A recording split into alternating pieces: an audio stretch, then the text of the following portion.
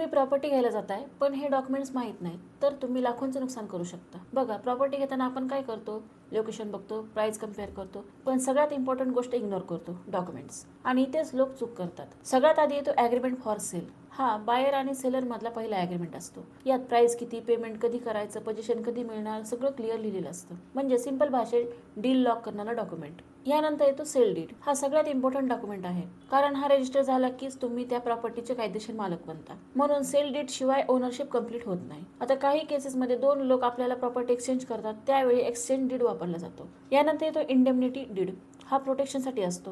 जर फ्युचरमध्ये काही प्रॉब्लेम आला तर कोण जबाबदार असेल हे यात ठरतं. म्हणजे रिस्क कव्हर करणारा डॉक्युमेंट. कधी कधी डॉक्युमेंटमध्ये मिस्टेक होते, नाव चुकतं, एरिया मिसमॅच होतो, तेव्हा रेक्टिफिकेशन डीड वापरून ती चूक करेक्ट केली जाते. फॅमिली प्रॉपर्टीमध्ये तर जास्त इश्यू येतात, 2 किंवा जास्त लोक क्लेम करतात. अशा वेळी सेटलमेंट डीड करून ओनरशिप किंवा युसेज क्लिअर केले जातं. आता सपोज तुम्ही स्वतः येऊ शकत नाही आणि दुसऱ्या व्यक्तीला अधिकार द्यायचा आहे, तर पॉवर ऑफ अटर्नी वापरतात. तो माणूस तुमच्या बिहाफवर साईन करू शकतो, डील कंप्लीट करू शकतो. आणि शेवटी विल. हा फ्युचरसाठी असतो. तुमच्या मृत्यूनंतर प्रॉपर्टी कुणाला मिळणार हे यात क्लिअर लिहिलेलं असतं. म्हणून फॅमिली डिस्प्यूट टाळण्यासाठी हा खूप इम्पॉर्टंट आहे. म्हणून प्रॉपर्टी घेताना फक्त प्राइस बघू नका, डॉक्युमेंट व्हेरीफाय करणं हेच खऱ्या स्मार्ट बायरची ओळख आहे. धन्यवाद.